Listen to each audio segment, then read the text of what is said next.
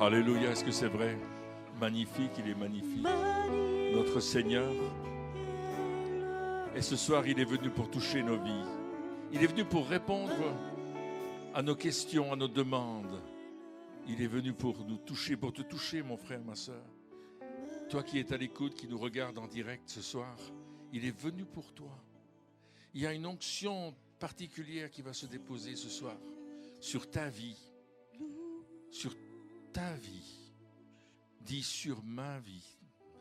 Il va déposer son onction sur toi. Parce qu'il est magnifique, parce qu'il est grand, parce qu'il est puissant, parce qu'il est rempli de son amour. Et c'est pour toi qu'il est venu. Alléluia, asseyons-nous ce soir. Merci d'être là ce soir. Bruxelles, Anvers, on est un peu partout, des gens de chaque coin du monde. Il y en a qui nous regardent en direct aussi, qui sont là. Et j'aimerais simplement dire une chose, c'est que Jésus est aussi présent au milieu de nous ce soir. Il est aussi là et c'est pour lui que nous sommes là. Vous n'êtes pas venus pour moi, vous êtes venus pour lui. Vous êtes venus parce que vous aviez besoin de recevoir quelque chose de particulier. Et je lisais l'évangile de Marc. J'ai repris la lecture de l'évangile de Marc. Je ne sais pas si vous aimez cet évangile. En fait, on dit souvent que c'est un résumé des évangiles et c'est aussi, c'est un évangile rapide. Jésus fait beaucoup de miracles dans l'évangile de Marc. C'est pour ça que je l'aime bien. Il dit et la chose est faite. Alléluia. Ça, c'est mon Jésus. Il dit et la chose arrive. Et dès le premier verset de l'évangile de Marc, il y a une chose extraordinaire que j'ai découvert cette semaine en lisant les commentaires, mais aussi en étudiant le texte.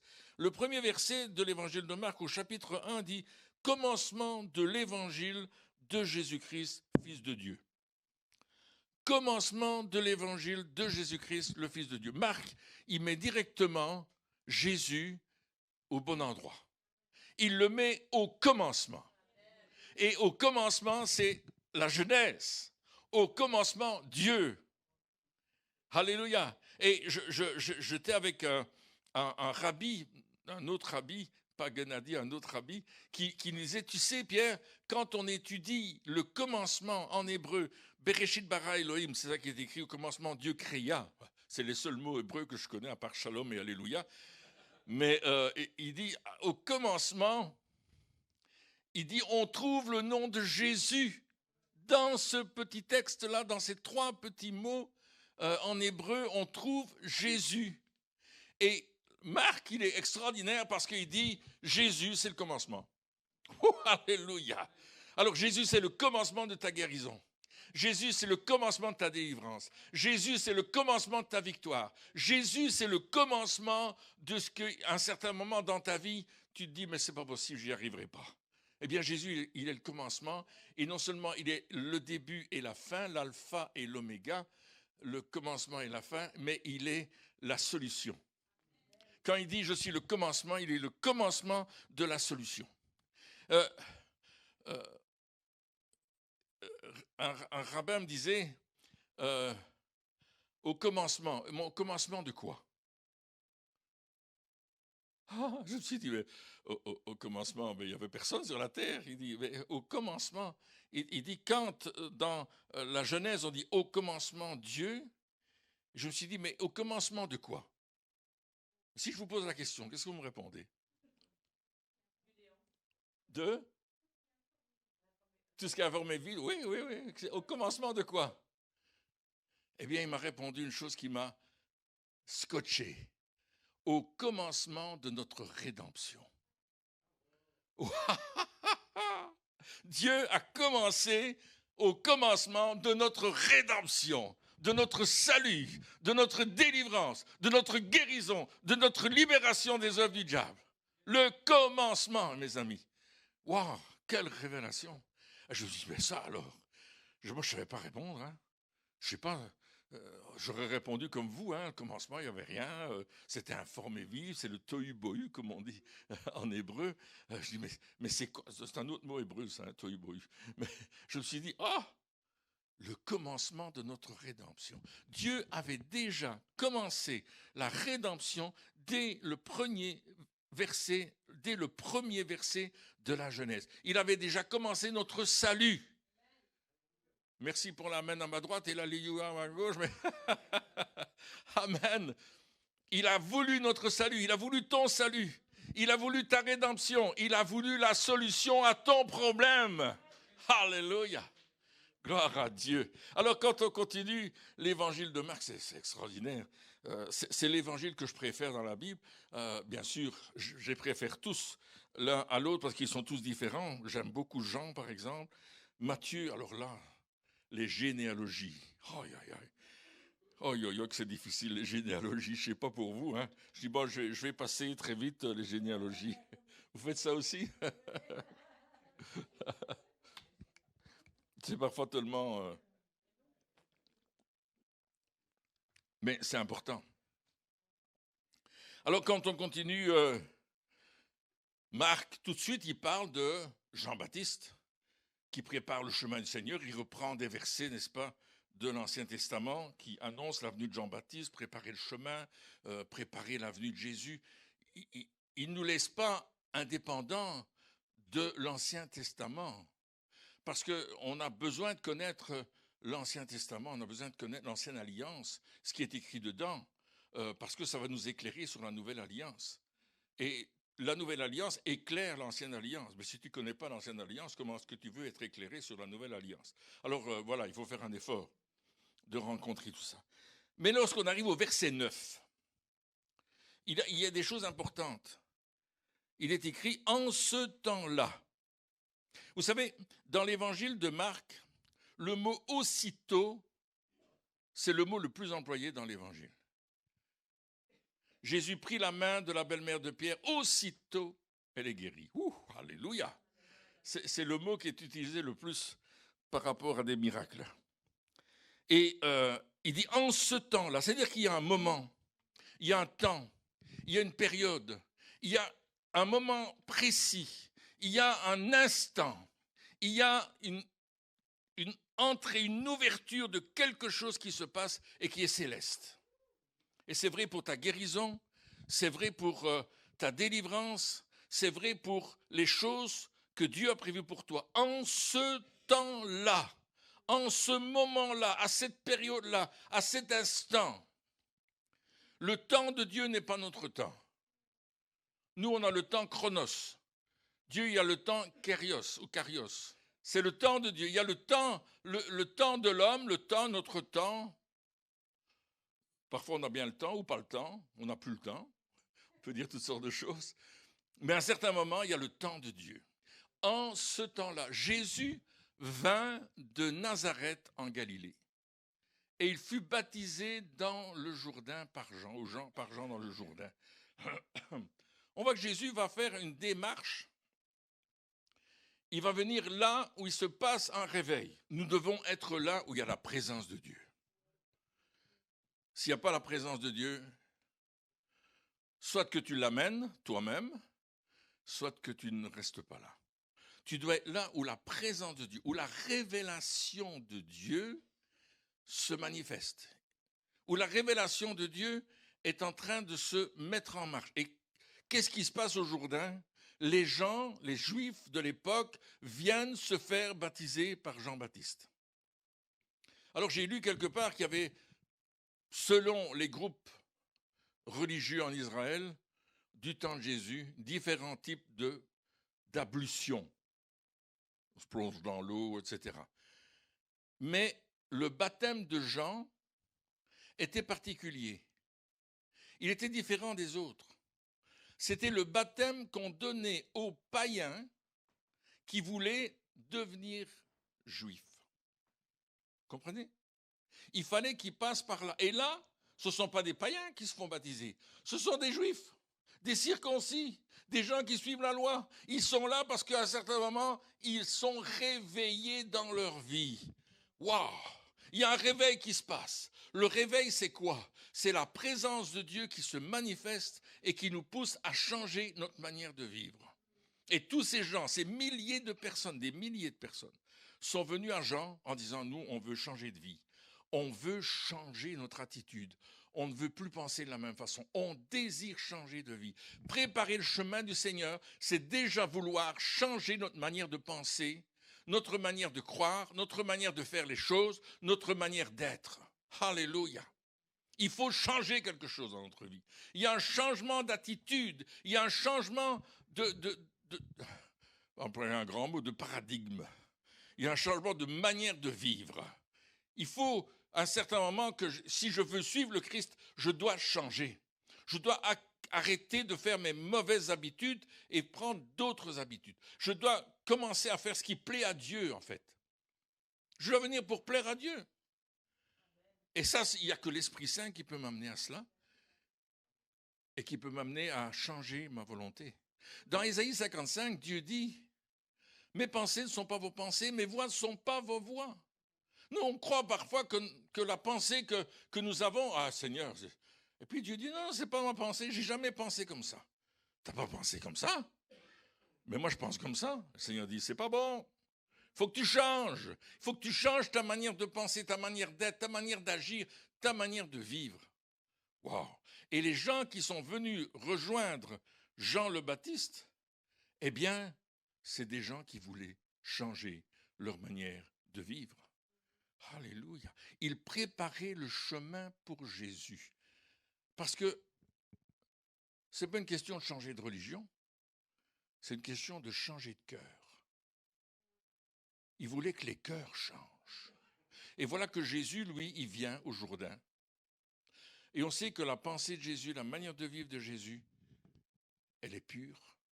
Il est sans péché. Il est Dieu. Et vous allez voir la présence de la Trinité, le Père, le Fils et le Saint-Esprit, au même endroit, en même temps, pour annoncer quelque chose. Regardez, au verset 10. Au moment où il sortait de l'eau, ça veut dire que Jésus était dans l'eau, immergé, il vit les cieux s'ouvrir. Une autre traduction dit se déchirer. C'est comme si, c'est pas simplement ça s'est ouvert, vous savez, comme un rideau de théâtre, là. Hein, on tape les trois coups. Ça, non, non. Il s'est déchiré. Il y a quelque chose de violent qui s'est passé. Et l'Esprit descend sur lui comme une colombe. Et une voix fit entendre des cieux ces paroles. Tu es mon fils bien-aimé. En toi j'ai mis toute mon affection. Ou tu me fais plaisir dans ce que tu fais. Et aussitôt l'Esprit le poussa, Jésus, dans le désert. Alors, ce qui est intéressant, c'est de voir que le ciel se déchire. On voit les choses célestes. On voit l'Esprit qui descend comme une colombe. Vous savez pourquoi l'Esprit était comme une colombe? Si on revient à la Genèse, encore une fois, l'Esprit se mouvait au-dessus des eaux. Le Saint-Esprit, ce n'est pas quelque chose de statique. Ce n'est pas quelque chose que tu attrapes et que tu mets dans ta poche. J'ai le Saint-Esprit. Mes amis, il est là, hein? Regardez. Non, non, ça ne marche pas comme ça. Le Saint-Esprit, il te prend et il te conduit. Il se meut, il bouge, il agit. C'est pour ça qu'on l'a mis comme une colombe. Alors, on a Jésus qui est sur la terre, Emmanuel, vous vous souvenez? On l'appellera Emmanuel, tu l'appelleras Emmanuel, Dieu avec nous. Et puis, on a le Père qui est dans les lieux célestes. Tu es mon fils bien-aimé. C'est le Père qui a créé les cieux et la terre. Avec le Fils et le Saint-Esprit, bien sûr, parce qu'ils sont tout le temps en train de travailler ensemble, qui dit, tu es mon fils bien-aimé. Et on voit que l'action de Jésus, elle va se limiter plus ou moins à Israël. Jésus ne va pas se trouver en Inde. Si on vous dit, on a trouvé Jésus en Inde, dites-toi mon ami, pas du temps de la Bible en tout cas. Peut-être qu'il y avait un missionnaire qui est venu après qui ressemblait tellement à Jésus. Il dit, mais c'est pas ça.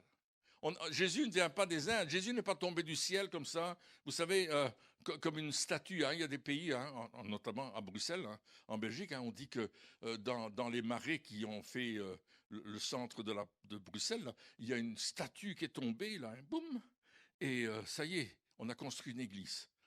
Oh, elle est tombée du ciel. Ben dis donc, il y avait des avions à ce temps-là, je ne sais pas, mais Jésus n'est pas tombé du ciel. Hein. il est venu sur la terre comme nous, comme toi, comme moi. Il est venu parce qu'il avait un but, il avait un objectif. Il voulait porter notre péché. Il voulait exposer le péché que nous avions tous contracté. Un petit peu comme une maladie. Vous savez, où on met des masques et des gants et on doit mettre du pchit-pchit tous les jours. Vous vous souvenez de quoi je parle, hein? Et le péché nous a tous atteints. Vous savez, quand on parlait de notre fameuse maladie en question, là, il y avait quelqu'un dans le bus qui toussait, tout le monde partait. Hein. C'est vrai, hein. Mais le péché, c'est comme ça. On l'a tous. On l'a tous eu. Il n'y a pas de vaccin contre le péché pour qu'on ne l'attrape pas. Le péché s'attrape facilement, de père en fils et de mère en fille. Mais Jésus est venu pour enlever la malédiction du péché. Il est venu pour enlever les conséquences du péché. Il est venu pour changer l'attitude que nous avons, mais aussi notre relation avec le Père. Parce que le Fils veut venir en nous. Il veut changer notre vie à l'intérieur. Il veut changer notre âme. J'aime beaucoup ce texte SOS. Save our soul. Sauve notre âme. Sauve notre âme. Waouh, oui, notre corps, c'est bien. Il y a beaucoup de gens qui travaillent leur corps aujourd'hui. Hein? Bodybuilding. Il y en a qui mangent des choses comme ça pour avoir un corps svelte. On fait des liftings pour que nos yeux tombent plus. On fait toutes sortes de choses pour le corps. Mais pour notre âme, souvent, on ne fait pas grand-chose. Et là, on a Jésus, le Père, le Fils et le Saint-Esprit. Tous les trois annoncés dans l'Ancienne Alliance, on en parle partout. Et Dieu va dire dans Exode 15, « Je suis l'Éternel qui te guérit ». Il y a plusieurs noms qui représentent qui est Dieu. Il est Yahvé Shalom, Yahvé Rapha. Il y a plein de paroles. Il a un Dieu d'amour, un Dieu d'espérance, un Dieu qui nous aime. Alléluia. Et ce Dieu est là aujourd'hui. Il est là pour toi, il est là pour moi, il est là pour chacun d'entre nous. Il est là pour ta maison où tu es. Pour le lieu où tu es, il est là. Parce qu'il veut changer quelque chose dans ta vie. Alors, Jésus va se rendre à Nazareth. Et là, on va dans l'évangile de Luc. J'aime beaucoup l'évangile de Luc aussi. Hein. Je les aime tous, je vous le dis. Hein. Chapitre 4, verset 18. Et Jésus va décrire sa mission. Et la mission qu'il décrit, elle est pour toi comme pour moi. Il reprend un texte d'Ésaïe et il va reprendre ce texte d'une façon magistrale. L'Esprit du Seigneur est sur moi. Alors il est en train de dire, ce qui s'est passé au Jourdain, c'est que j'ai reçu l'onction de mon Père. Jésus était né sur la terre, il avait grandi, et puis là, tout d'un coup, il dit, laisse faire ce qui est juste à Jean-Baptiste, je passe par les eaux du baptême, et là, il sait qu'il va se passer quelque chose, et le Père déverse une onction sur lui, tu es mon fils bien-aimé. Waouh! L'onction de Dieu est là. Et là, à Nazareth, où il se rend quelque temps plus tard, il dit, j'ai été oint, j'ai reçu l'onction, l'Esprit du Seigneur est sur moi parce qu'il m'a oint pour annoncer une bonne nouvelle aux pauvres. Et ce qui est intéressant, c'est que le mot oint, c'est aussi le mot Messie. Oh! Il dit, je suis différent aujourd'hui parce qu'il y a cette onction qui est sur moi et je suis rempli de cette onction et je vais annoncer la bonne nouvelle aux pauvres. Voilà, la première chose qu'il fait, c'est d'annoncer une bonne nouvelle. Une nouvelle qui est bonne. Il y a des mauvaises nouvelles, mais lui dit une bonne nouvelle. C'est la nouvelle de la délivrance, de la rédemption, de la transformation. Il dit, je suis venu apporter une bonne nouvelle à ceux qui croient qu'ils en ont besoin. Il y a des gens qui croient qu'ils n'ont jamais besoin de quelque chose. Ils n'ont jamais besoin d'un conseil. Ils n'ont jamais besoin qu'on les aide. Ils n'ont jamais besoin qu'on leur donne un avis. Ils savent tout. Vous avez remarqué ce genre de personnes? Ils savent tout. Tu leur dis un truc, je savais. Mais non, tu ne savais pas. Parce qu'il y a une transformation dans ta vie qui doit se passer pour qu'il y ait un changement. Alors il dit une bonne nouvelle aux pauvres, ceux qui ont besoin d'un changement. Il m'a envoyé pour guérir ceux qui ont le cœur brisé. Waouh! Combien d'hommes et de femmes ont le cœur brisé? Ils sont passés par quelque chose de terrible et leur cœur s'est complètement brisé. Et on voit aujourd'hui des gens qui, ouais, leur vie ne va pas bien. On parlait encore tout à l'heure d'un jeune homme qui n'allait pas bien dans sa tête. Il a commencé à prendre de la drogue, ne savait pas s'en sortir. Et puis, pour finir, il écrit à ses parents, je vous aime, vous êtes merveilleux, mais je vais mourir. Et il s'est pendu. Cœur brisé. Peut-être il y a quelqu'un qui nous écoute qui a le cœur brisé. Tout d'un coup, il s'est laissé détourner. Ça commence parfois jeune, 11 ans, 10 ans, à l'école, on te donne de la drogue. Ah, tu fais comme les copains, fumer un coup. Là, quand moi j'étais jeune, c'était la cigarette. Ah, il faut que tu fumes un coup. Tu crachais des poumons. Mais aujourd'hui, on te donne un peu de cannabis. Puis on te donne un peu plus d'autres choses. Et à un certain moment, tu arrives aux drogues dures. Et puis tu ne sais plus t'en sortir. Je me souviens de ce jeune homme qui avait pris de l'ecstasy. Il était jeune. Et puis il était perturbé. Alors je priais avec lui. Et quand je priais, ça allait. 5 minutes. Après, il était dans un autre monde. Puis je priais pour lui. Puis ça allait 5 minutes. Puis il retournait dans son monde. Jeune, très jeune. Voyez-vous, beaucoup de gens ont le cœur brisé. Le diable les a embobinés, les a amenés dans un endroit. Ils sont devenus captifs. Alors Jésus dit, je suis venu pour proclamer aux captifs la délivrance. Oh, ça c'est une bonne nouvelle. Alléluia. Mais ce que Jésus dit, c'est vrai. Ce n'est pas simplement superficiel. Il veut donner aux aveugles le recouvrement de la vue. On dit, oui, mais Pierre, oui, on a vu Bartimée qui était aveugle. Non, Jésus n'est pas en train de parler de ça. Il est en train de parler des aveugles spirituels. Des gens, des hommes et des femmes qui ne voient pas ce que Dieu veut faire. Ils ne voient pas le plan du salut. Ils ne voient pas que Jésus est le seul chemin, la vérité et la vie. La Bible dit, étroit est le chemin qui conduit à la vie et large est le chemin qui conduit à la perdition. Il y a un chemin et Dieu veut nous amener sur ce chemin. Il fait tout au long de la vie d'une personne pour l'amener sur le chemin du salut. Dieu n'abandonne jamais. Il aime sa création, il aime sa créature. Il n'abandonne pas. Oh mes amis, j'espère que c'est quelque chose de bon pour vous de savoir que Dieu n'abandonne pas sa création. Il veut l'amener sur un chemin. Nous croyons que tout va de travers. On écoute la radio, la télévision, on se dit aïe, aïe, aïe, le monde va mal, les glaciers fondent, oh, aïe, aïe, aïe, aïe, la mer va monter, les îles vont disparaître, il n'y aura plus d'électricité, on n'aura plus de mazout, on va voir la sécheresse, on va voir ceci, on va voir cela. Il y a toutes sortes de choses qui tout d'un coup apparaissent autour de nous. Et quand tu écoutes tout ça, tu te dis wouh, le monde va mal. Mais moi, j'aimerais vous dire une chose. Je crois que Dieu est en contrôle. Alléluia. Je crois que Dieu est en contrôle. Il est au-dessus de toutes ces choses-là. Nous croyons Dieu. Et ce soir, on est venu pour croire Dieu. Quoi qu'il arrive, croyons Dieu. Mettons notre confiance en lui. Accrochons-nous à sa parole. Accrochons-nous à ce qu'il a dit. Il est venu pour, alors on reprend les textes, il a été oint pourquoi? Pour annoncer une bonne nouvelle. Alléluia. La bonne nouvelle du royaume de Dieu. Il est en train de nous dire, il y a une bonne nouvelle et c'est la bonne nouvelle du royaume et tu vas rentrer dans cette bonne nouvelle. Alléluia, merci Seigneur. Il a envoyé pour guérir ceux qui ont le cœur brisé. Merci Seigneur.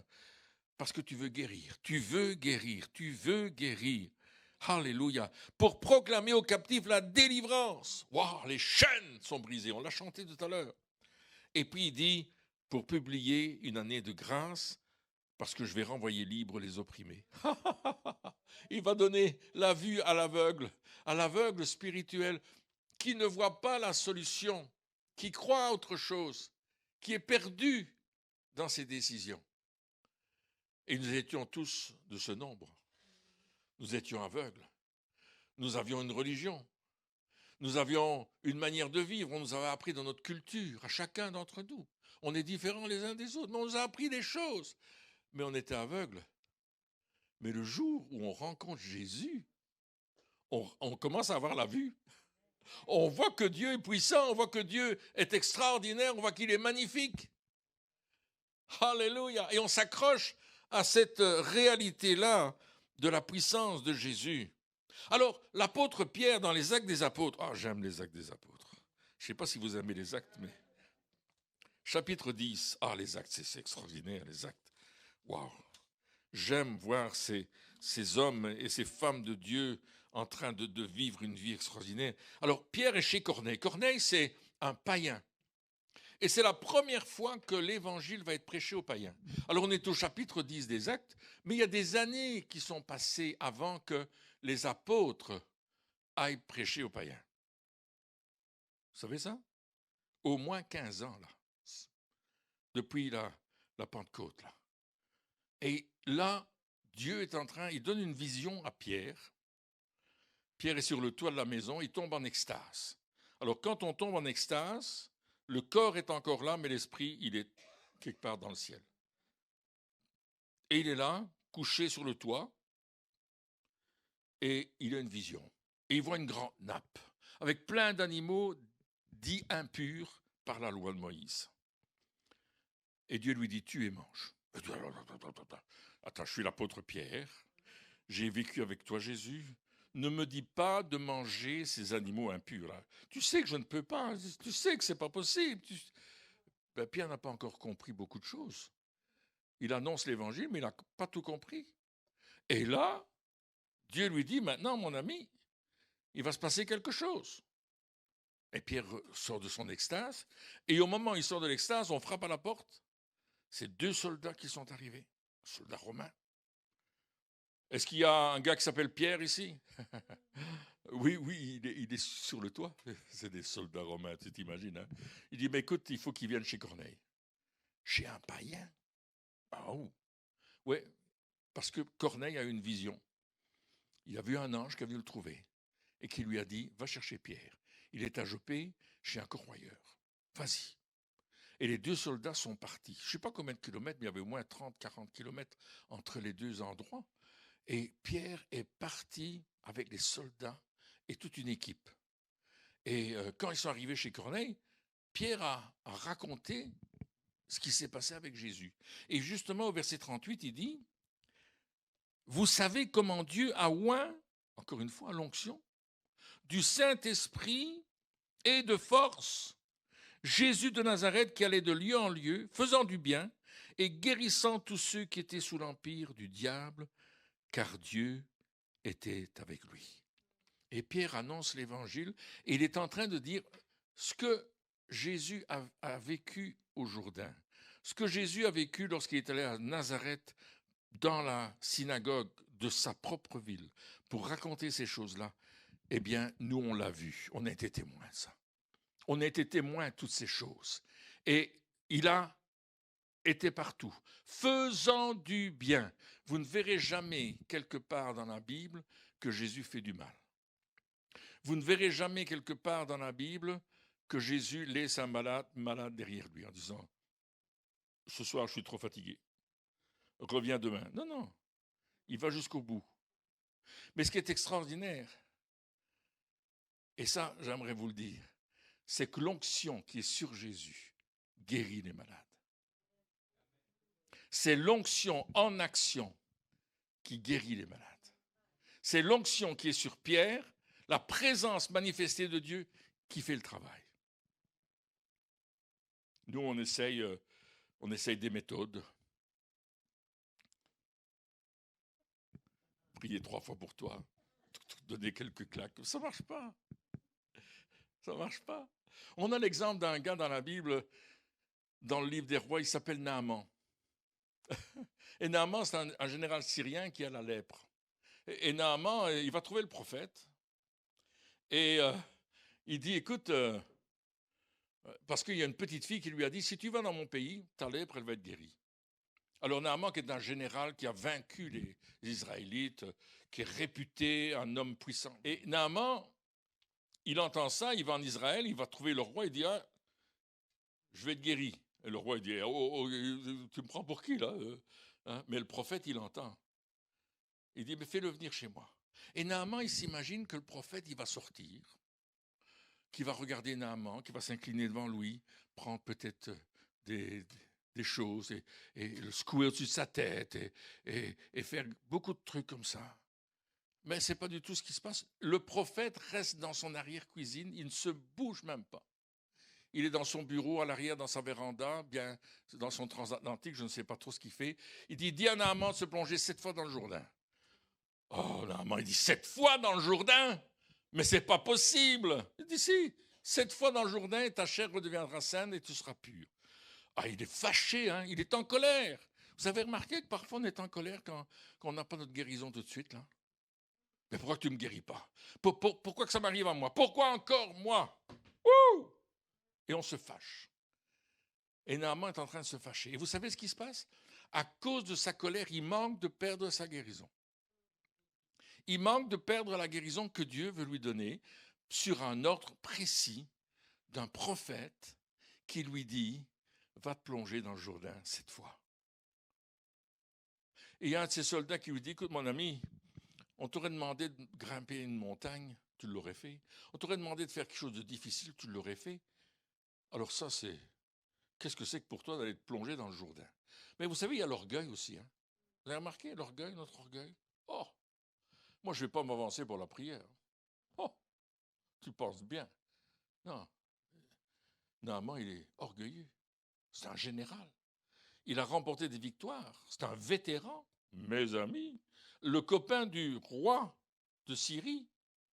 Et puis voilà qu'il dit, mais écoute, va te plonger dans le Jourdain. Et pour finir, il accepte. Et il descend dans le Jourdain. D'abord, il dit, ouais, l'eau n'est pas chaude ici. Hein. Et puis il dit, il y a des rivières bien plus belles chez moi. Hein. Oh là, quelle pollution ici. Il descend dans l'eau. Et puis, il dit, plonge-toi. Ça veut dire, immerge-toi sous l'eau. Oh, il fait. Je ne sais pas si ça vous arrive d'aller dans l'eau de source comme ça, vous descendez, je vous assure, c'est froid. C'est froid. Et vous rentrez dedans et il se plonge dans l'eau, il sort de l'eau, rien. Vous avez déjà demandé la prière? Une fois, il ne s'est rien passé.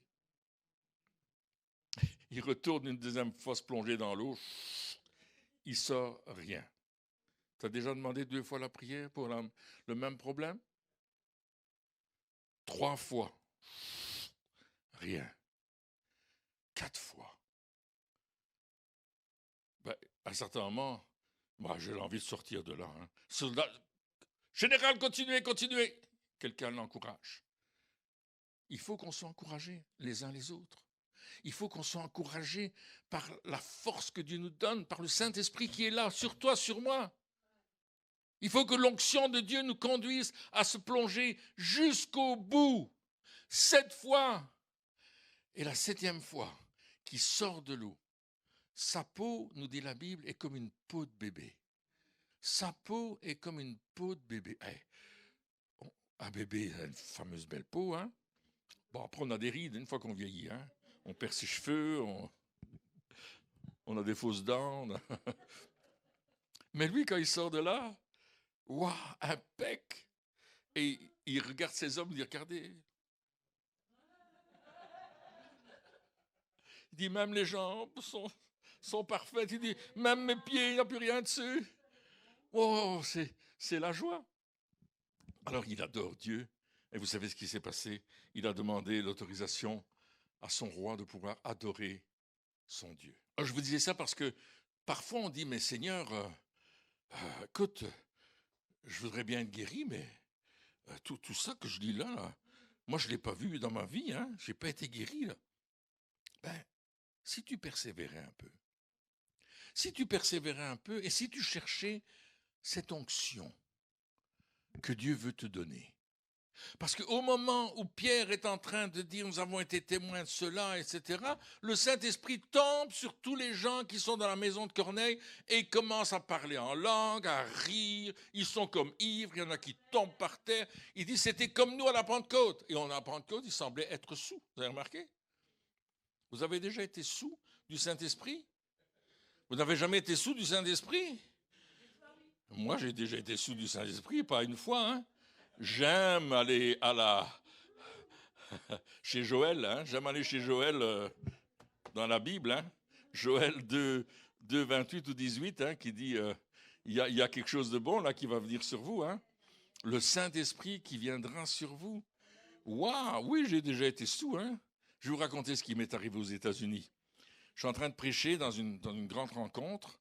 Et puis, je suis en train de prêcher, là, je suis sur l'estrade, je suis en train de prêcher, je parle et je prêche, etc. Et à un certain moment, c'est fini, je ne parle plus français. Je ne parle plus anglais, pardon, c'est en anglais. Je ne parle plus anglais, je commence à parler en langue. Et les gens commencent à rire, parce que moi, je suis ivre. Je vais dans tous les sens, comme ça. Et les gens commencent à rire. Il y en a qui tombent de leur chaise dans la salle. Il y a 400 personnes, peut-être plus, c'est un grand bâtiment. Les gens tombent de leur chaise. Bon, ils rigolent. Alors moi, je veux un pianiste. Hein, et je veux un pianiste. Et mais je n'arrive plus à dire en anglais, je veux un pianiste. Je fais comme ça. Je veux montrer qu'il faut jouer du piano. Je veux un pianiste. Alléluia, oui. Et c'est terrible parce que je suis ivre, complètement ivre, comme si j'avais bu de l'alcool, mais j'ai rien bu du tout. Au contraire, même de l'eau, j'ai bu. Et je suis en train de rire et les gens rigolent. Et puis, les gens, à un certain moment, les gens sont guéris. Les gens commencent à être guéris. Alors, il y a toute une bande de jeunes qui est là, parce qu'il y a aussi, c'est un camp de famille, donc il y a toute une bande de jeunes qui rigolent aux larmes, ils rient aux larmes. Alors, il y a une personne qui pense qu'ils se moquent, hein. En fait, ils ne se moquent pas, quoi. Ils sont en train de rire. Alors, elle dit, vous allez sortir, rire dehors. Alors, ils sortent, hein, ils obéissent. Hein. Et puis là, dehors, ils rient encore plus fort. Alors, la femme qui est mécontente, elle dit, vous allez vous... Et elle ne bougeait plus. Elle est restée comme ça, gelée sur place. Alors les jeunes l'ont entourée, ils l'ont prié pour elle, et puis elle a ri avec eux pour finir. Et puis dans la salle, on a commencé à prier pour les gens. J'ai commencé à descendre, j'ai prié pour les gens, parce que tout le monde s'était avancé, les gens étaient debout. C'était une réunion très animée, ce soir-là. Et les gens tombaient dans l'esprit, riaient. C'était extraordinaire. L'onction était là, et les gens étaient guéris. Les gens étaient délivrés. Puis il y a une dame qui vient et elle avait pas la sclérose, elle avait la fibromyalgie depuis 25 ans. Et puis je prie pour elle. Je pose ma main sur elle. Boum, elle tombe par terre, mais aussi sec, hein, on n'a pas eu le temps de la rattraper. En plus, elle n'était pas mince. Donc je me dis, ouïe. Heureusement, elle avait des amortisseurs. Donc, elle est restée par terre pendant 20, 25 minutes, peut-être plus, je ne sais pas. Et puis on a prié pour d'autres personnes. Alors parfois je comprends ce qu'on me demande en anglais, mais il y a des mots que, surtout pour les maladies un peu compliquées, mais les gens étaient guéris. Et puis cette femme s'est levée après 25 minutes, elle dit, monsieur, je n'ai plus aucune douleur. Je rends témoignage que toutes les douleurs que j'avais, je les ai plus. J'ai plus mal nulle part dans mon corps. Rien du tout. Waouh! Ça, j'étais tellement encouragé. Puis il y avait un pasteur de mes amis qui s'occupe des jeunes, il s'appelle Andy Lefebvre, et lui, il était exténué, fatigué. Tellement il a du travail avec son église, une belle église. Et il me dit, Pierre, prie pour moi s'il te plaît. Puis je prie pour Andy Lefebvre. Et boum, il tombe. Il reste dans l'esprit. Je dis, relevez-le. Il se relève. Je prie, boum, il tombe dans l'esprit. Il dit encore. Il dit, ça me régénère, c'est extraordinaire. On a vécu des moments extraordinaires. Quand l'onction de Dieu est présente, personne ne peut arrêter ce que Dieu est en train de faire.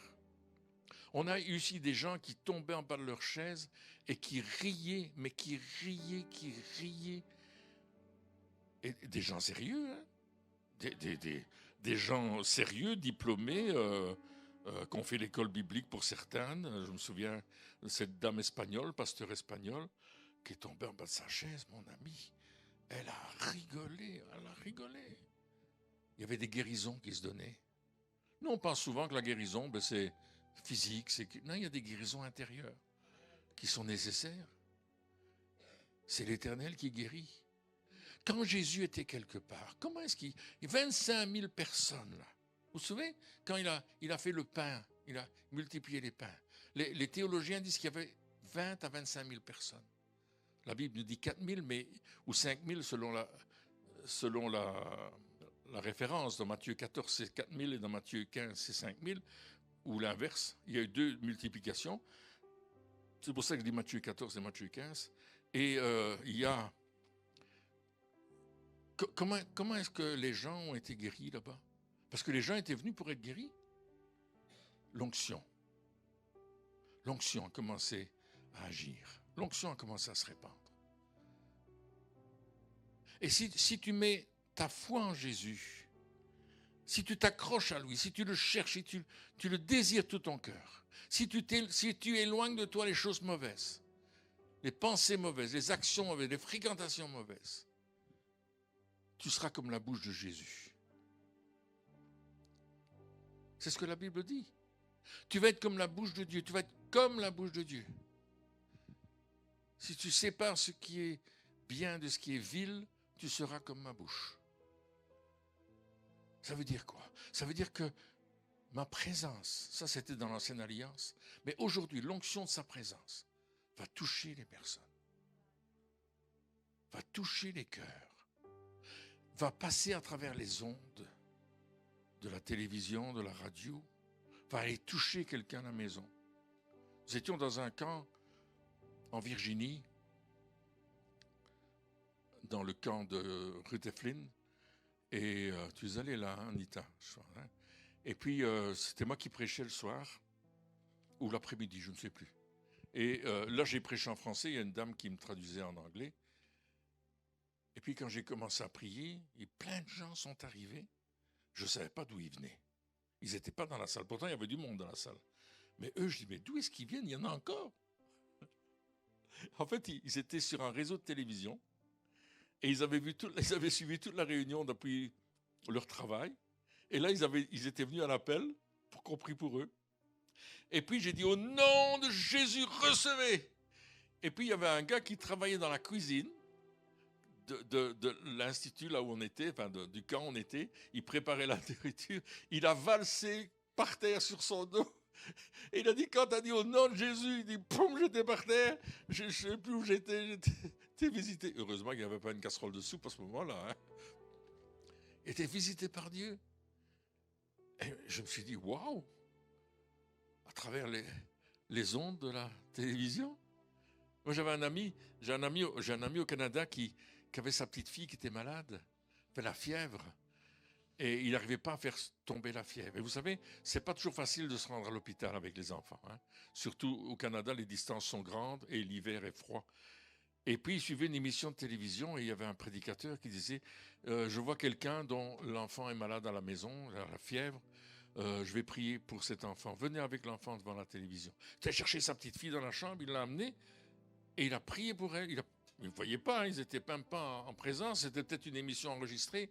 Et au moment où il a prié, la fièvre est partie. Il n'y a pas de distance pour Dieu. Dieu veut nous donner le meilleur. Dieu veut nous faire rentrer dans son meilleur. Il veut nous amener là où son onction repose. C'est lui qui guérit. Je suis celui qui te guérit. Je suis ton Dieu, je guéris. Je dis un mot, la maladie s'enfuit. Je suis ton Dieu. Tu veux venir, Anita? Je suis celui. On peut se lever. On peut se lever. Qui te guérit. Je suis ton Dieu. Je guéris. Je dis un mot. la maladie s'enfuit. Je suis ton Dieu, je suis ton Dieu, je guéris. C'est le moment de vouloir une guérison ce soir. Peut-être à la maison, tu es là, tu as besoin d'une guérison. Lève-toi de ton divan, de la table où tu te trouves, de ton bureau, devant l'écran. Commence à chanter ce chant. Dieu veut te guérir ce soir. Son onction est là, son onction est présente. Oh oui, la colombe de l'Esprit est en train de se déplacer. Si tu es dans cette salle, tu as besoin de guérison, avance-toi ce soir. Parce que Dieu veut te guérir. Tu as besoin de délivrance, tu as besoin d'un renouvellement, tu as besoin de quelque chose de particulier. Viens ce soir. Parce que Dieu veut toucher ta vie, Dieu veut toucher ton âme, Dieu veut toucher ton corps. Viens, avancez-vous, avancez-vous, n'hésitez pas, venez maintenant. Oh oui, simplement. Tu es son Dieu, je guéris, tu guéris. Je suis celui, oh. Est-ce qu'il y a encore quelqu'un qui veut recevoir quelque chose ce soir? Ce soir, c'est le soir de ta guérison, de ta délivrance, de l'onction de Dieu qui touche ta vie. Ce soir, nous brisons les chaînes de l'ennemi ce soir. Ce soir, nous brisons toute parole négative qui a été donnée sur votre vie. Ce soir, nous chassons tout esprit mauvais. Dans le nom de Jésus, nous commandons aux puissances des ténèbres de quitter votre vie. Dans le nom de Jésus. On appelle la guérison, la délivrance, le recouvrement de la vue spirituelle. Ce soir, sur les vies maintenant, sur vous à la maison, sur vos enfants, sur vos bien-aimés, nous les appelons à venir à Dieu. Alléluia. Je suis...